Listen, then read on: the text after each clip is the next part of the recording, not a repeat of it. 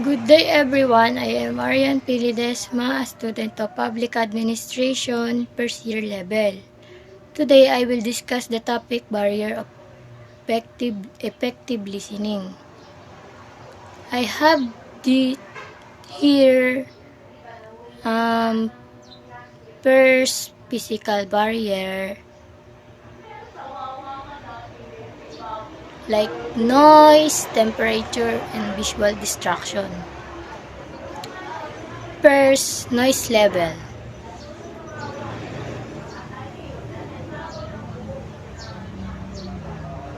Noise level is any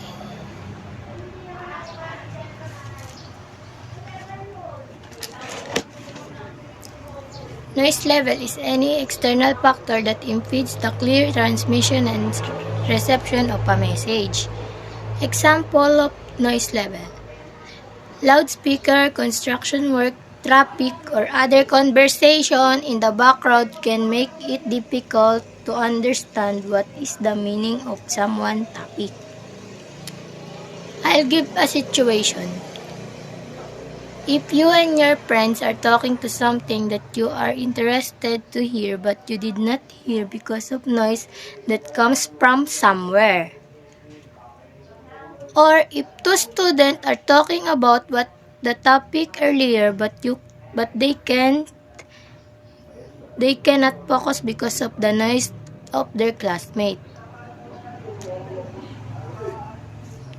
Temperature level or extreme temperature. In physical barrier, temperature is one of the distractions in someone who study well. Example of this: if the room is very uncomfortable very hot, you will not focus on what you have to do.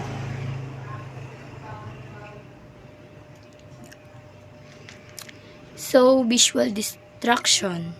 The last one is visual distraction are also one of the physical barrier or reason why listeners lose focus on the speaker. Example, when someone stand up and move around, or if someone cannot focus because the area will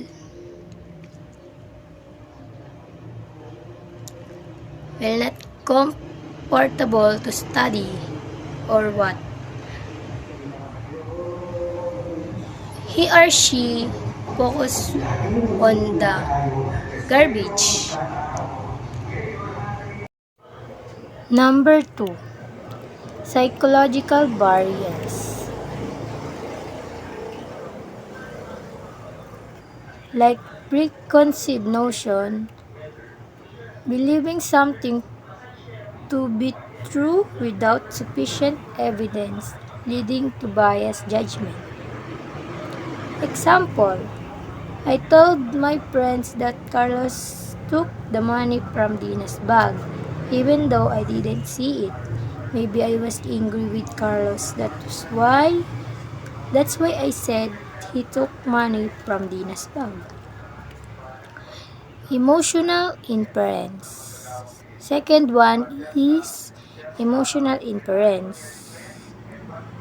Refers to the mental process of interpreting and drawing conclusions about someone's emotion or motivations based on observed cues, verbal and non-verbal.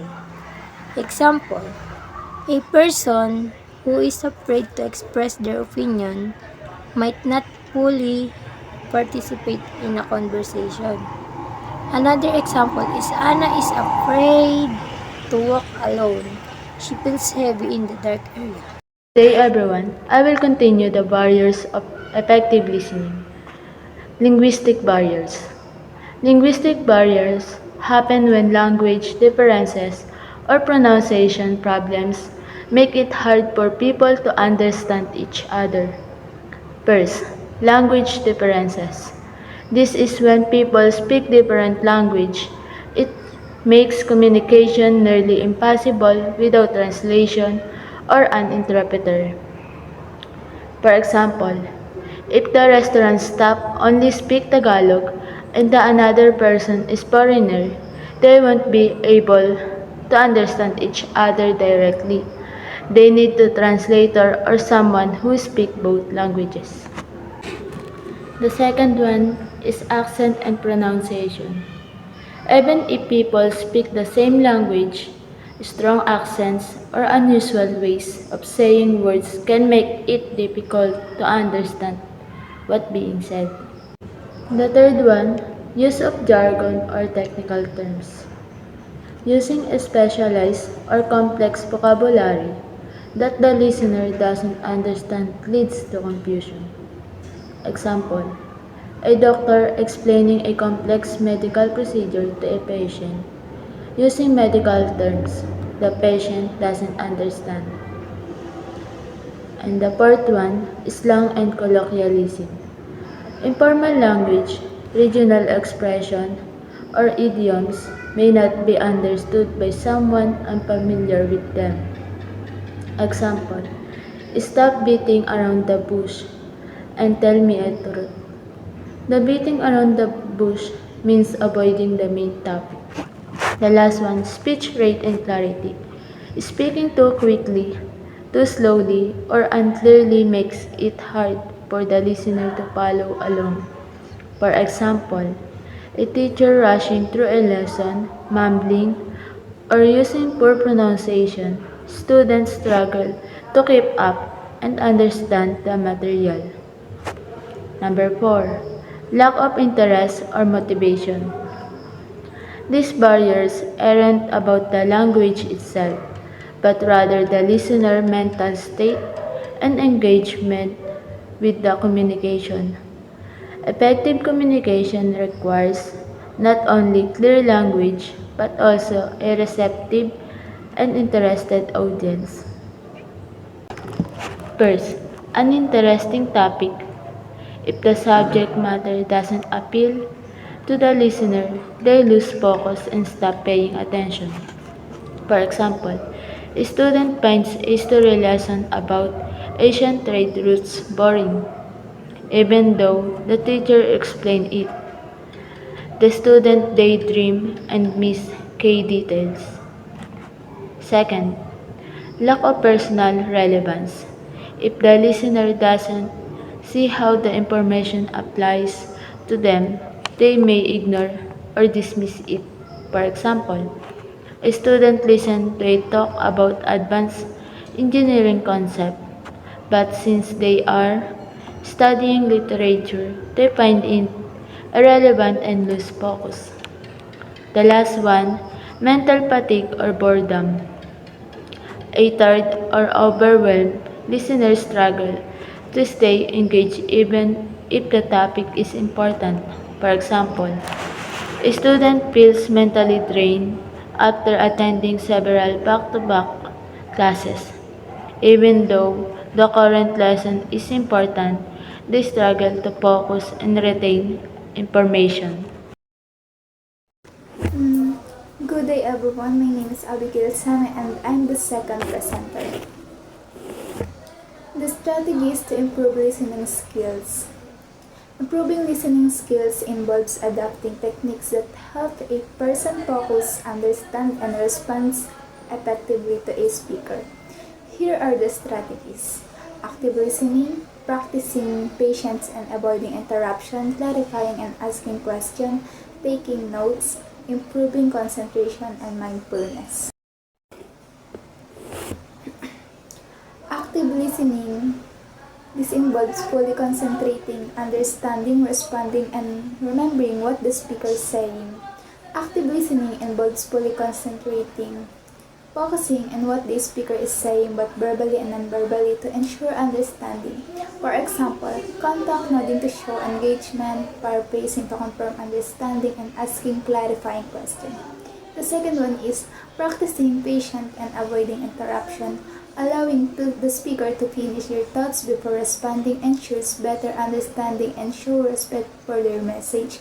For example, practicing patience and avoiding interruption are crucial for effective communication and building stronger relationship as it allows for deeper understanding and foster genuine dialogue.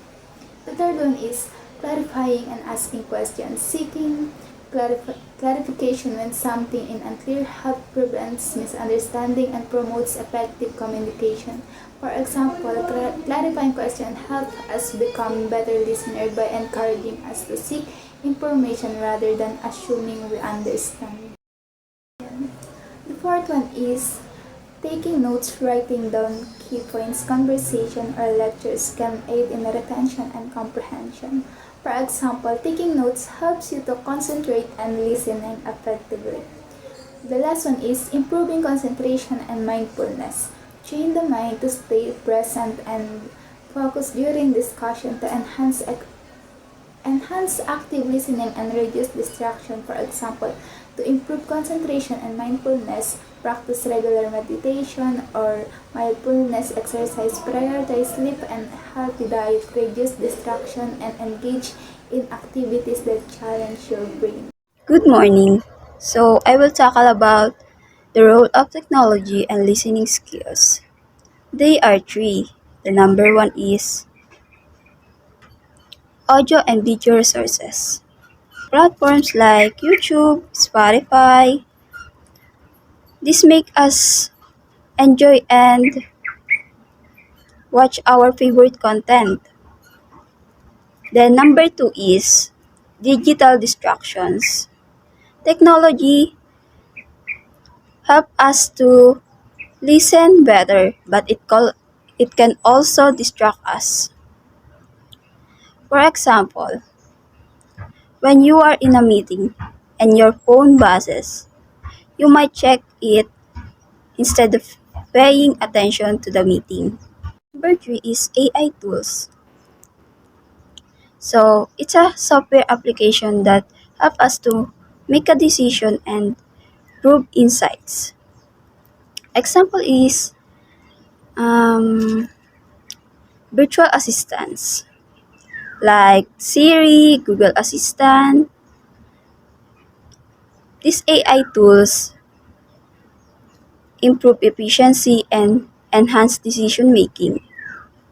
That's all. Thank you.